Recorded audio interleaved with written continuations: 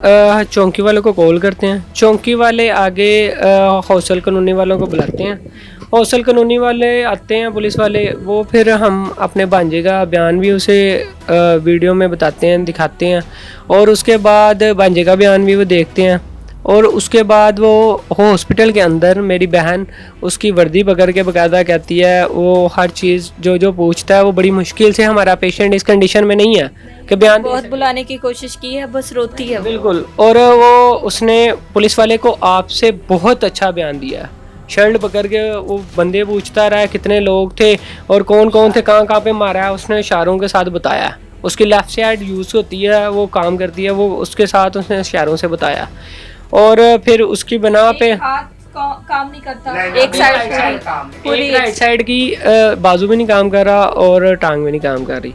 फिर उसके बाद ये करते हैं कि एफआईआर होती है, मगर उसके अंदर अभी तक रेप केस का वो नहीं है, अभी तक वो नहीं है। फिर मेरे अब्बू और दो बहनें जाके एक बंदे को पकड़वाती हैं, हालत नामी शख्स है जो, तो उसका पाँव का थोड़ा मसला है एक साइड का। मेडिकल हुआ है, मेडिकल का हमने जज से परमिशन ले ली हुई है, वो मंडे को इंशाल्लाह ताला हो जाएगा। मंडे को हॉस्पिटल से, किसी भी हॉस्पिटल से 2-3 रिक्वायर्ड किए हैं, उनमें से किसी एक से उसका मेडिकल हो जाएगा। और क्योंकि टाइम बहुत हो गया, रेप केस का पता नहीं रिज़ल्ट आता है कि नहीं आता, ये अल्लाह करे उसके मुजरम पकड़े जाएं और उसके अंदर वो आए। और दूसरी जो चोटें हैं उनका तो ऑलरेडी आएगा। और अभी जो फिल वक्त पर्चे के अंदर दफ़ा लगी हैं वो 324 है, 147 है और 149 है, और ये दफ़ा लगी हैं। और अभी तक वो फिर हालत नामी बंदे को इन्होंने पकड़वाया भी है, मगर वो पुलिस वालों ने छोड़ दिया। पता नहीं उसने अबूरी ज़मानतें करवाई हैं, क्या हुआ क्या नहीं, वल्लाह आलम। मगर अभी तक हमें पुलिस वालों का ताउन इतना जो मिलना चाहिए था वो नहीं मिल रहा, और ना ही उसके मुजरम अभी तक पकड़े गए हैं। थाना कौन सा लगता है? हौसल कॉलोनी, हौजल कॉलोनी, ये वहाँ पे है, ठीक है, शेखुपुरा में, ठीक है। एसएचओ कौन है? एसएचओ का तो नहीं मुझे पता। कोई ताउन किया पुलिस ने या अपना वो रवायती तरीका कार इस्तेमाल किया? वो जो तफ्तीशी था उसने तो ये कह दिया था कि जी चोरी साहब आए सी पिंड दे, वो सानू है कह रहे ने, तो यही हैगा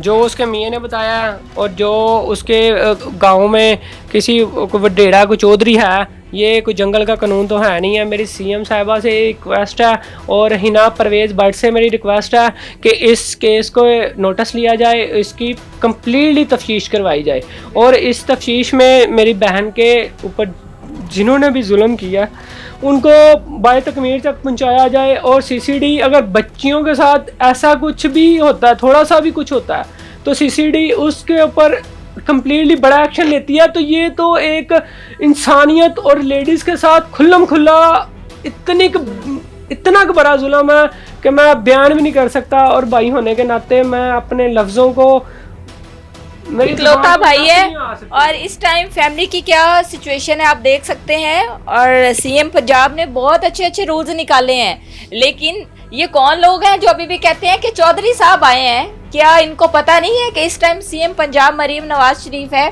जो एक ज़रा चीज़ का, खास कर ख़वातीन के साथ कोई मामलात होते हैं तो फौरी उस चीज़ का सख्ती से नोटिस लिया जाता है। तो ये कौन साहिब है जो कह रहे हैं कि चौधरी साहब आए हैं?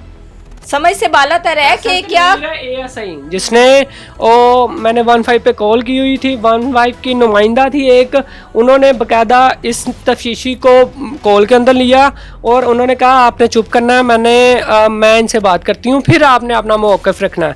फिर उन्होंने कहा फैसल तनवीर को कि जी बताएं। इन्होंने फिर उन्हें बताया कि मुझे किसी ने बताया, मुझे पता चला है कि ये एक्सीडेंट ही है, ये कुछ नहीं है। फिर उन्होंने कहा कि आप तफ्तीशी हैं, आपने तफ्तीश की है? उन्होंने कहा जी मैं तफ्तीश नहीं की, मुझे पता चला। उन्होंने कहा आपको शेम ऑफ़ यू, आप जो 15 की नुमाइंदा थी, उन्होंने कहा शेम ऑफ़ यू, आप सीनियर ऑफिसर होते हुए आपने सुनी सुनाई बातों पे यकीन किया और आपने बिना तफ्तीश किया आप मुझे भी यही कह रहे हैं कि जी मैंने ये सुना है और ऐसे ही है।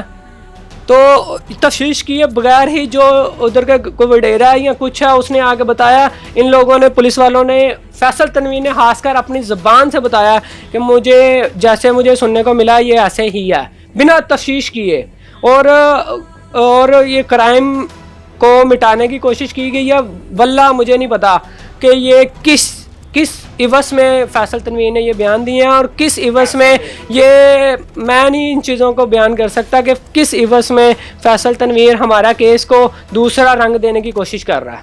क्या वजूहात हैं? वैसे हमारी पुलिस तो ज़माना बदनाम है, लेकिन कुछ चंद एक काले भेड़िए हैं भी जिनकी वजह से बदनाम है।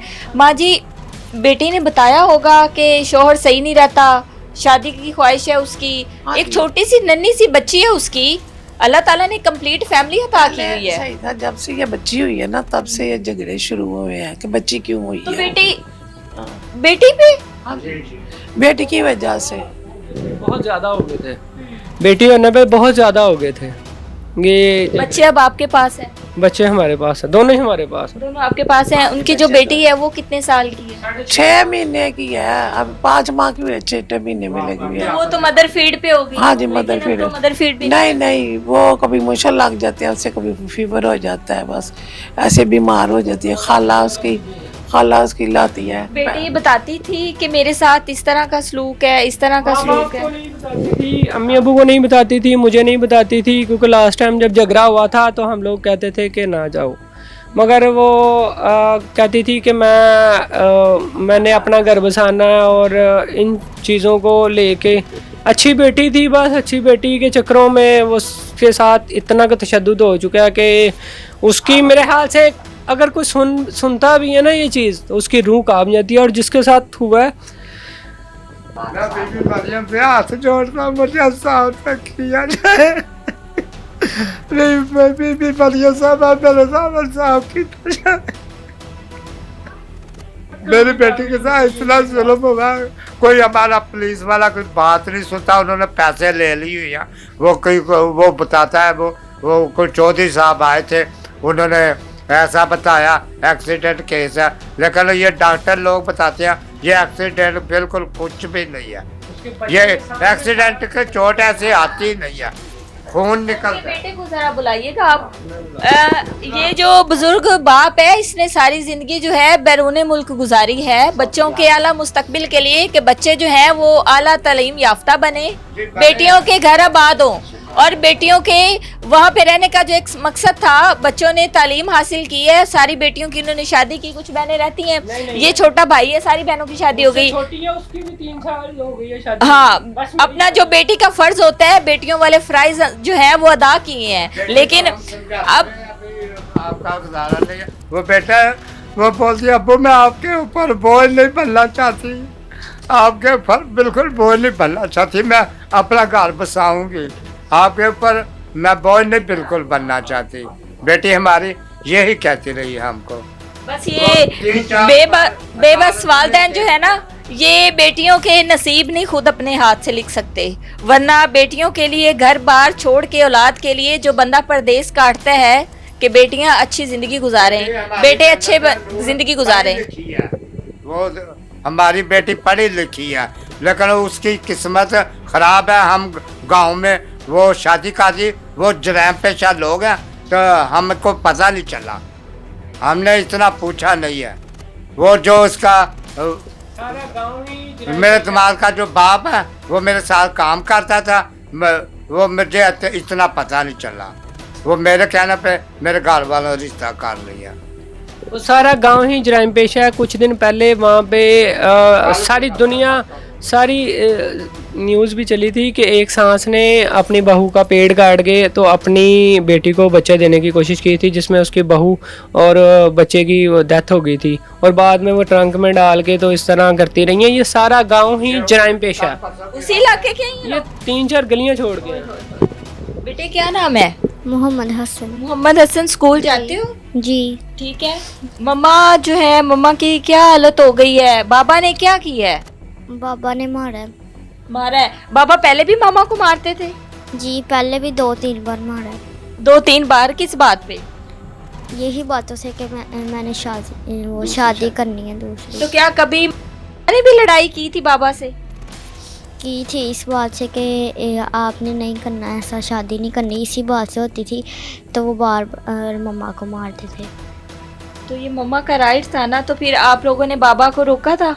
जी मैंने रोका था, वो मुझे भी मारते थे, मेरी छोटी बहन है, उसको भी तब मारा था, इस बार की बात है। ये उस दिन जो सारा कुछ हुआ है, आप पास थे ना जब मम्मा को ये मारते रहे हैं? कौन कौन लोग थे? उस वक्त सुलताया था, जो मेरी पुप्पो है, आमना पुप्पो, उसका हस्बैंड है, वो आया था एक, वो लोहे का डंडा लाया था एक ही, वो लाया था, और एक आया था जवेद, खालद आया था, खालद कहते हैं उसे, और मेरा पापा आया था, साथ मेरी ईरा पुप्पो थी, आमना पुप्पो थी, और वो भी आई थी, दादी भी थी। और कौन था? और मेरी जो इकरा पुप्पो है एक, वो फ़ोन पे मेरी मम्मा की चीखें सुन रही थी। बाकी लोग मौजूद थे और वो फोन पे चीखें सुन रही थी। जी। फिर दादों ने क्या कहा? किसी ने छुड़वाया था मामा को? नहीं, सारे मार रहे थे मम्मा को। और आप? मैं छुड़वा रहा था मम्मा को, मुझे भी मारा उन लोगों ने, ये मेरे होंठ पे चोट लगी है, ये मेरे पापा ने मारा था। आपको मारा था? जी। फिर उसके बाद कुछ और लोग थे और आपकी मम्मा को कोई चीज़ भी पिलाई गई थी? जी पिलाई गई थी, शराब पिलाई थी मेरी मम्मा को। मम्मा आगे से मरम्मत कर रही होंगी? जी, मम्मा कह रही थी मुझे छोड़ दो, मुझे ना मारो। मैं छुड़वाने की कोशिश करता तो मुझे भी मारते थे, और मेरी छोटी बहना को भी मारा है उन लोगों ने सर पर। ये क्या करता है? आपके जो बहनोई हैं क्या करते हैं? ये किसी फैक्ट्री में मुलाजिम है, वो भी हमने किसी रेफरेंस से लगवाया, वरना फ्री रहता था, यहीं से खर्चा भेजते थे। तो अब आप लोगों ने इसको किसी फैक्ट्री में लगा दिया। आला हुकाम से आपकी क्या अपील है? एक बेबस वालिदैन जो हैं वो क्या कर सकते हैं कि इस टाइम जो है ये इकलौता भाई है, अभी ये हाथ में पिस्टल पकड़ के तो नहीं ना निकल सकता, कानून को तो हाथ में नहीं ले सकता। ये शरीफ से लोग हैं, पढ़े लिखे लोग हैं, और अपना सर्कल जो है वो जिस तरह सरवाइव कर रहे हैं सारी चीज़ों को। लालची लोगों में बेटियों की शादियां हो जाएं तो फिर इस तरह की चीज़ें जो हैं ये वक्तन फ़वक्तन आप सोशल मीडिया पे देखते रहते हैं कि जालिम ससुरालिये जो हैं इससे पहले न जाने कितनी हवा की बेटियों को अपनी दरिंदगी का, अपनी हवस का और जुल्म का निशाना बना चुके हैं। आपकी क्या अपील है हुकूमत पंजाब से? आपने कहा कि हमारी कोई सुनवाई नहीं हो रही, ऐसा नहीं है। इस केस पे सीएम साहबा मरियम नवाज साहबा से मेरी यही अपील है कि इस चीज़ पे खुद नोटिस लें, और खुद ही इन सभी जो ये जालिम लोग हैं जितने भी, इन सब को कड़ी से कड़ी सज़ा मिले, ताकि आइंदा किसी बेटी के साथ, किसी भाई की बहन के साथ इस तरह का कोई सीन ना हो।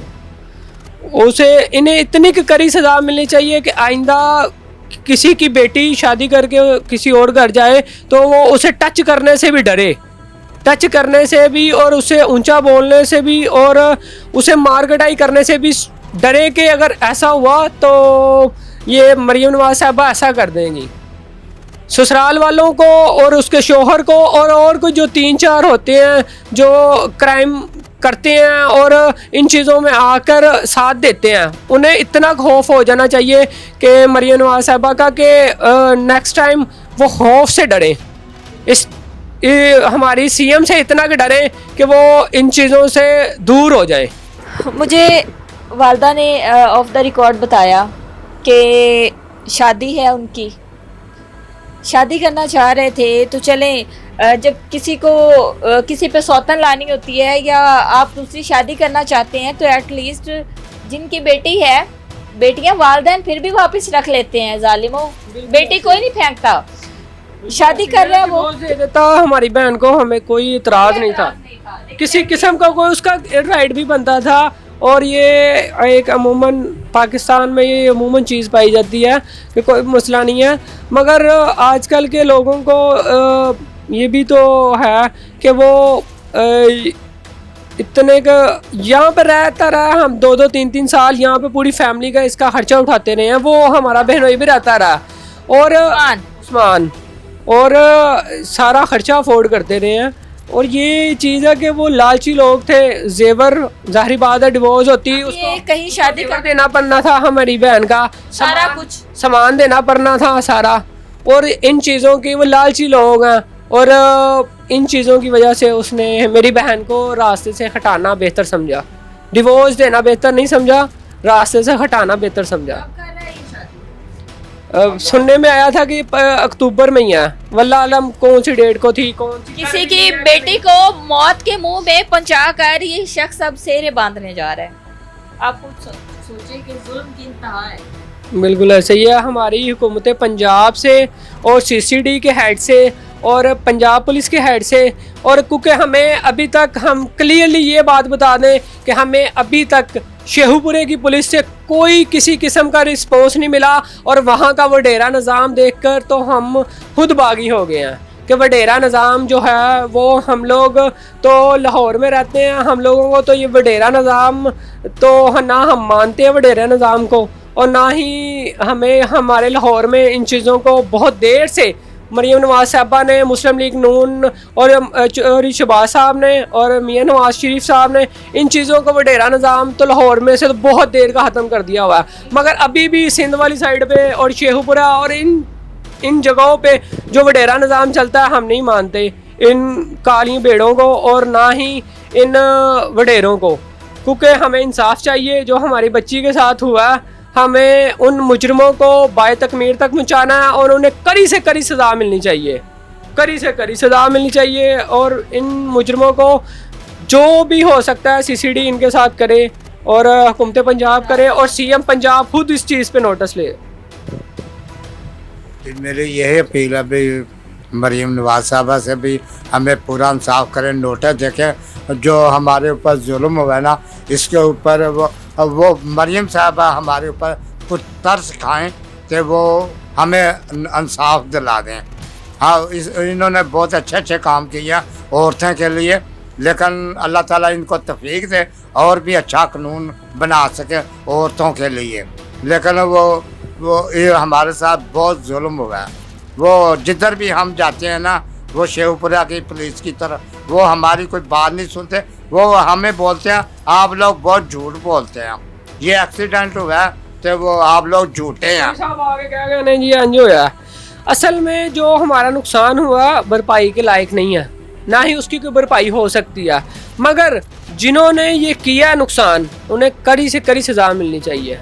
जो जुल्म उन्होंने किया मेरी बहन के साथ, जो तशद्दुद किया और जिनसी और जिस्मानी, उसकी कड़ी से कड़ी सज़ा मिलनी चाहिए। माँ जी, क्या अपील है आपकी? डॉक्टर्स ने क्या कहा है? बेटी ठीक हो जाएगी? बेटी बोल नहीं सकती, बेटी सुन नहीं सकती, कुछ कह नहीं सकती, 6 माह की उसकी बेटी है।